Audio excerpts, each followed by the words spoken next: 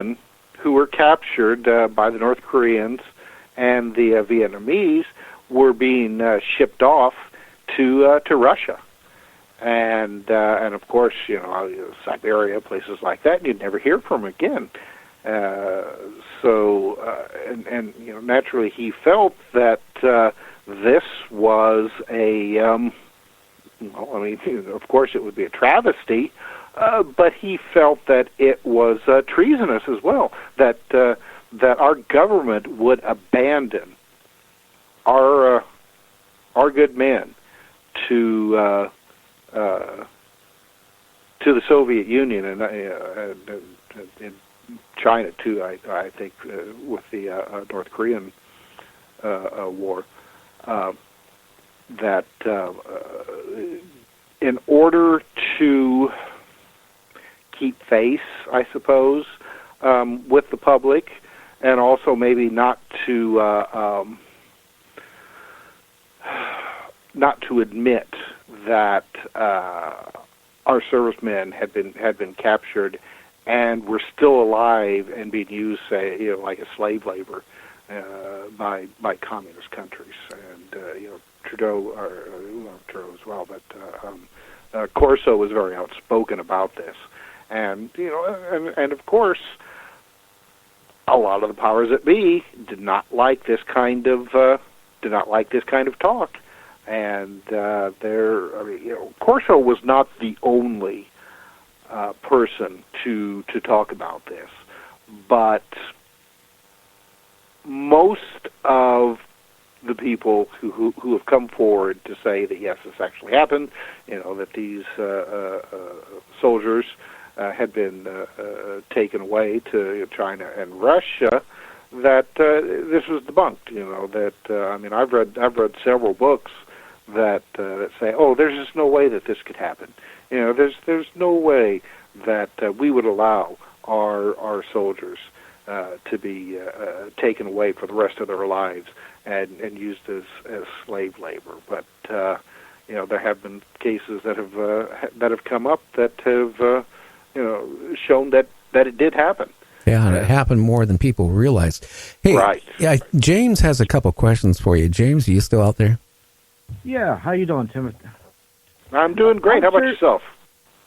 Good. I'm curious. Did Colonel Corso's family or him have any threats from the military? Have any threats from the military? Yeah, or intimidated because of of his claims in the book and stuff. Right. I don't think I have ever heard of it's his son actually after Corso passed away took up his father's gauntlet to try to keep this information out there, and to also try to fight against the skeptics and really the misinformation that was coming out about his late father. But as far as I know, I don't think that at least he's publicly had said anything about any Men in Black types of threats or anything like that. Now I could be wrong, but as far as my memory goes, with this situation, I don't think so. Okay. And was there anybody that validated Colonel Corso's trickling all this information out to the public? Was that ever validated? You mean that Corso was one of the people responsible for putting out the alleged extraterrestrial technology? Yes. No. That now I will say that there were people that worked with him and then worked in the same what was it, the Office of Foreign Technology after he was there, that said yes, Corso was there, but they didn't have any idea of him being responsible for going over any extraterrestrial alleged extraterrestrial technology. Now, one general who I guess took over the Office of Foreign Technology after Corso was there, said that he hadn't heard about anything like that, and then the person interviewing him said, "Oh, so then what you're saying is that Corso is lying?" And the general said, "No, not at all." But he wouldn't go any further than that. So now you have to remember that these guys again, they have to sign that non-disclosure agreement. So you really can't trust what they say as the God's given truth. So I mean, I think that him saying that no, I'm not saying that he's lying. He was just I think he was just covering up his own butt, so to speak. But when it comes to the whole UFO phenomena and the military, it's very compartmentalized. So it's not unheard of that you would have one group in a military division working on UFO reports or what have you, and then the next group to come in, have nothing. They don't know anything about it. They don't have the need to know. It was only the first group. And so, you can't go and throw out all of these stories, because one group who had been assigned to looking into UFOs, when they're replaced, the next group knows nothing about it. And I mean, that's the way it has worked for a long time. I mean, you look at, say, the development of the atomic bomb. I mean, that was so compartmentalized that you had one group working on one component, another group working on a different component, yet neither one having any idea of what they were working on or what the ultimate purpose was on these items that they were putting together.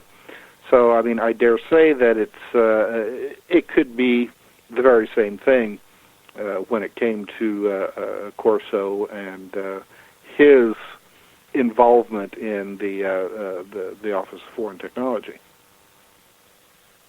No, that's interesting. Did I answer all your questions there, James? Yeah, thank you very much, Tim. Hey, my pleasure.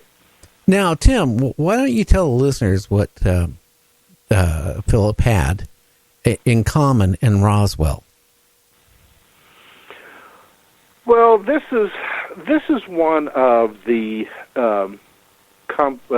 controversial aspects, and are you talking about his where supposedly he said that he actually saw an extraterrestrial body? That was one of the claims, yes. Yeah. Well, I mean, and that's one of those stories, that it sounds almost a little too good to be true, because a lot of these stories that Corso has in his book, I mean, he seems to be the center of attention when it comes to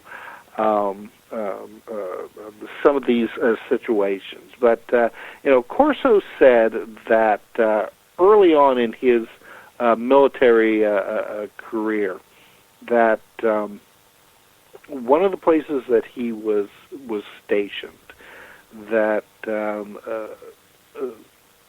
a number of crates had come in. I'm sorry? Yeah, go ahead. Well, that a number of these crates had come in, and that he that he took a peek into one of them and saw what looked to be some kind of unusual humanoid creature in a container. I think they said it was like filled with liquid or something like that. And allegedly, this was material that had been gathered up from the Roswell crash and was actually on its way to Wright Field in Dayton, Ohio.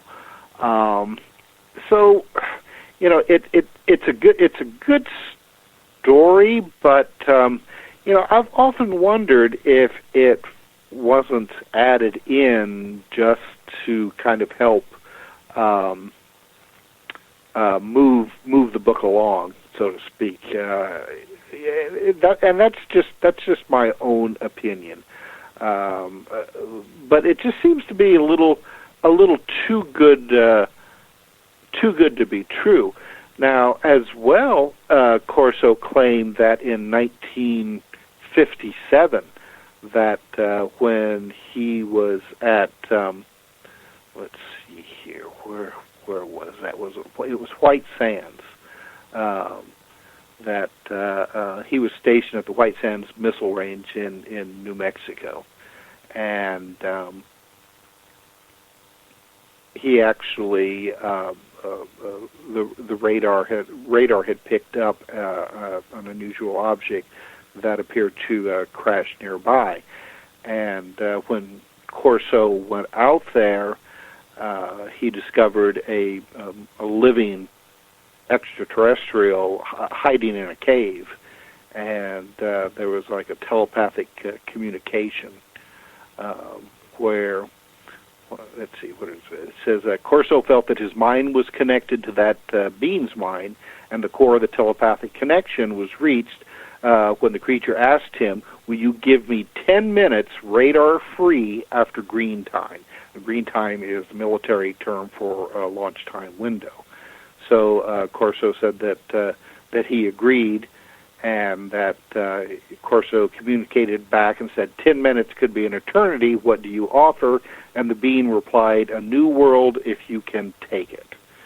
So Corso then gave the order to the range headquarters by radio, and asking them to make sure that after the green time procedure, the radar would be put on hold for 10 minutes, and this would allow the creature and its ship to get out of there. So again, here you've got two stories that that Corso made this claim of being rather intimately involved with the UFO phenomena. That I don't know. It's they're interesting stories, and you have to ask. I mean, here we have this well respected by his peers and his higher ups, a military officer. Why would he make these stories up? I don't know. It's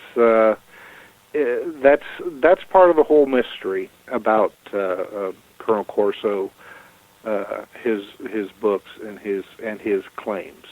I mean, that's not to say that a highly decorated military officer, wouldn't or couldn't tell lies. But if you were going to do that, why UFOs? There are so many other things in a person's career that they could lie about that would make them look good. But why UFOs? Anybody, and as you well know, Gary, you make claims about the UFO phenomenon of maybe a personal involvement. Most of the time, it's not. People aren't going to look at you very well. with those kind of claims. And in fact, with the military, you make claims like that, you might as well just